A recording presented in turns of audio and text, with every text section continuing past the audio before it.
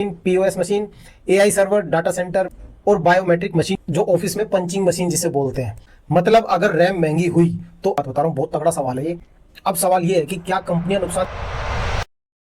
तो आज का ये वीडियो आपकी आंखें खोल देगा, क्योंकि रैम महंगी हुई तो सिर्फ फोन ही नहीं, 50 से ज्यादा इलेक्ट्रॉनिक चीजें महंगी हो सकती हैं। चलिए सबसे पहले ये जान लेते हैं रैम होती क्या है। रैम का फुल फॉर्म होता है रैंडम एक्सेस मेमोरी। देखिए सिंपल लैंग्वेज में समझना चाहे तो रैम वो जगह है जहां डिवाइस का दिमाग काम करता है। जितनी ज्यादा रैम होगी उतना स्मूथ काम करेगा, और जहां प्रोसेसर है वहां रैम का होना जरूरी है। जो सोशल मीडिया पे जानकारियां निकल के आ रही है ना, इनको देख के ना लोग सोचते हैं कि सिर्फ पीसी, लैपटॉप या फिर मोबाइल फोन, इन तीनों चीजों में रैम यूज होती है। नहीं, ऐसा नहीं है।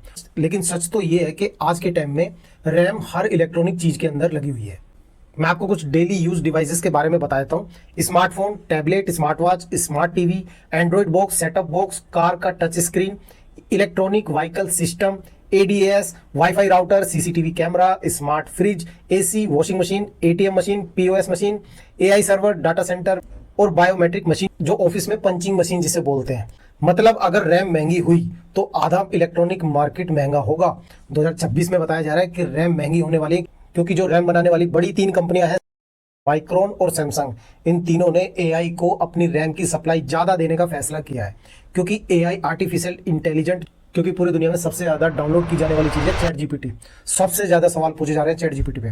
तो एआई को चाहिए होती है भर भर के रैम। इनके डाटा सेंटर बहुत बड़े होते हैं, क्योंकि इनको फटाक से जवाब देना होता है। मैं आपको अनेक एग्जांपल से समझाता हूं कि ये लोग रैम का यूज क्यों करते हैं, ये यूएफएस का टेक्नोलॉजी का यूज क्यों नहीं करते, ये एचडी टेक्नोलॉजी का यूज क्यों नहीं करते। देखो एचडी टेक्नोलॉजी तो मेमोरी कार्ड आपने देखे होंगे ना, एचडी कार्ड, वो एचडी टेक्नोलॉजी के होते हैं। और एक होता है यूएफएस, जो मोबाइल फोन में आप देखते हैं ना, स्टोरेज।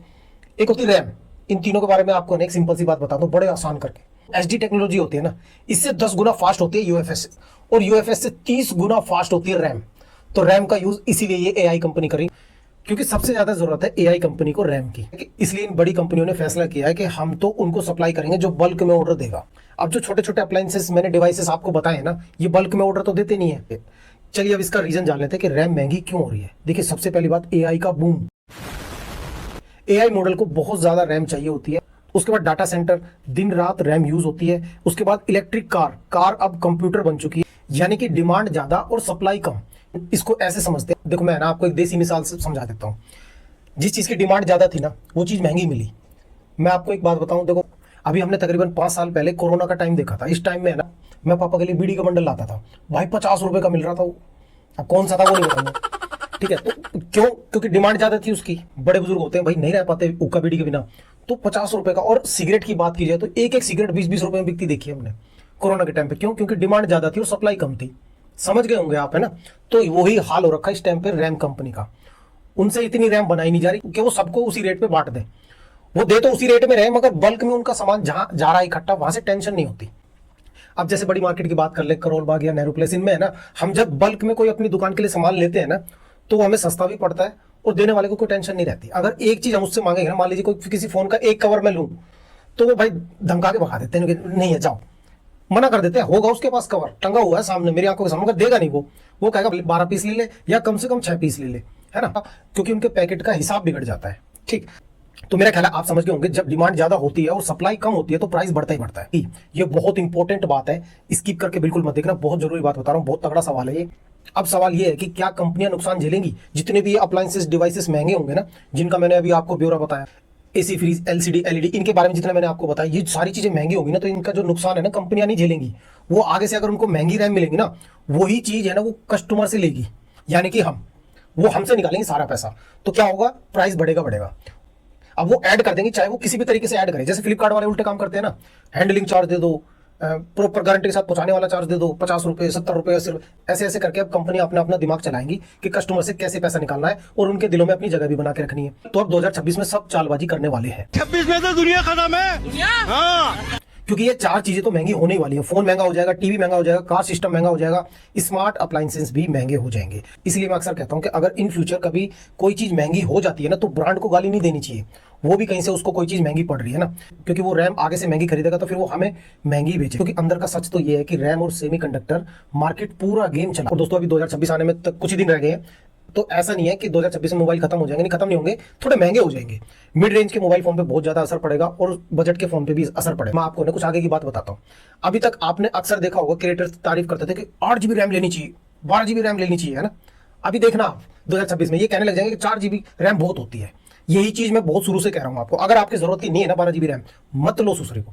6 GB आपकी जरूरत की नहीं है तो मत लो। आपका काम ज्यादा मल्टीटास्किंग का तो नहीं जरूरत है आपको। 4 GB रैम एक मिडिल क्लास के बंदे को है ना बहुत है, इससे ज्यादा की आपको जरूरत नहीं पड़ने वाली। और अगर आप 15 से 20 हजार रुपए सैलरी वाला कोई काम कर रहे हैं ना तो आपके लिए 4 GB बहुत है। सारे काम हो जाते हैं उसमें, जितने आपको मल्टीमीडिया के काम करने सारे हो जाते हैं, आपको टेंशन लेने की जरूरत। ये तो बेकार में क्रिएटर्स ने हमारे पैसे ठुकवाने की सोच रखी है, क्योंकि भैया पैसे मिल जाते हैं वीडियो बनाने के। 8 GB रैम वाला लॉन्च हुआ है, ये ले लो। 12 GB वाला हुआ है, 12 GB ले लो, इससे और आपका फास्ट चलेगा, स्मूथ चलेगा। स्मूथ तो 4 GB वाला भी चलता है। आप कमेंट में देखना, हमारे जितने पुराने व्यूवर्स है ना, मैं उनसे कहना चाहूंगा, आप जो फोन यूज कर रहे हो ना 4-4 5-5 साल पुराने वाला, उसके बारे में है ना BGMI खेल के दिखा देना एक बार किसी को, मतलब उसके नाम पे कमेंट कर देना कि मैं अपने फोन में ये गेम खेल रहा हूं। कमेंट में देखना कई बंदे ऐसी कमेंट कर देते हैं कि Realme P3 के बारे में भी किसी ने कमेंट कर, मैं तो उसमें BGMI खेल रहा हूं।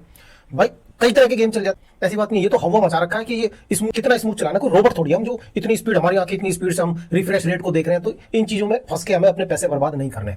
अभी 2026 में भी आप 4 GB रैम भी आपके लिए बहुत रहेगी, 6 GB रैम भी आपके लिए बहुत रहेगी। अभी देखो 2026 में एक और गिमिक कह रहे हैं कि भाई 6G आने वाला है, 10 सेकंड में एक 2 GB की फिल्म डाउनलोड हो जाएगी। भाई मैंने मान लिया 10 सेकंड में आपने फिल्म डाउनलोड कर ली, फिर उसे बैठ के 3 घंटे देख रहे हैं, क्या क्या लॉजिक हुआ इस चीज का, है ना। 10 सेकंड में हमने फिल्म डाउनलोड कर ली, वाह मजा आ गया, उसके बाद 3 घंटे बैठ के उस फिल्म को देख रहे हैं, तो टाइम बर्बादी हुआ ना। तो 10 सेकंड में डाउनलोड करने का फायदा क्या हुआ। और दोस्तों एक बहुत बड़ा कारण ये है मोबाइल फोन महंगा होने का। इंडिया में तो देखो होंगे मोबाइल फोन, मुझे लगता है कि होंगे क्योंकि रुपए की वैल्यू गिर रही है।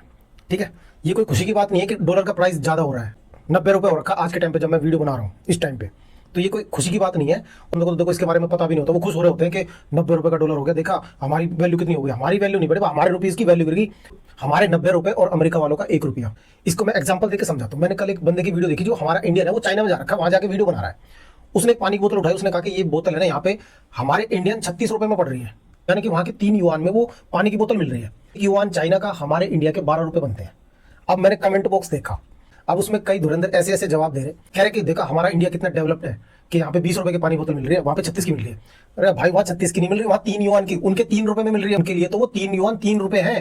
हमारे यहाँ 20 रुपए 20 ही रुपए रहेंगे, है ना। तो बहुत सारे बंदों को ये चीजें समझ नहीं आती, वो सोचते हैं डॉलर का प्राइस बढ़ रहा है तो ये अच्छी बात है। अच्छी बात नहीं है। जब हम किसी कंट्री से डील करेंगे ना तो फिर हमें 90 रुपए देने पड़ेंगे उनके 1 रुपए के हिसाब से। कोई चीज इंपोर्ट करेंगे ना, आईसी वगैरह हमें इंपोर्ट करनी पड़ेगी, जैसे लावा इंडियन कंपनी है, ये सामान मंगाएगी बाहर से। अब जाहिर सी बात है इसको रैम वगैरह महंगी मिलेंगी, डॉलर का प्राइस ऊपर जाता है तो फिर महंगी चीजें खरीद के लानी पड़ेगी, फिर वो पैसा कहां से निकलेगा, कस्टमर से ही निकलेगा, है ना। तो ये चीजें हमें समझनी पड़ेगी। और आप लोगों से रिक्वेस्ट है कि कमेंट करके जरूर बताना कि सरकार को क्या दखल देना चाहिए इस मामले में या नहीं, है ना। मैं मिलता हूं आपसे अगली वीडियो, तब तक ख्याल रखिए अपना और अपने प्यारे से मोबाइल फोन का। जय हिंद, जय भारत।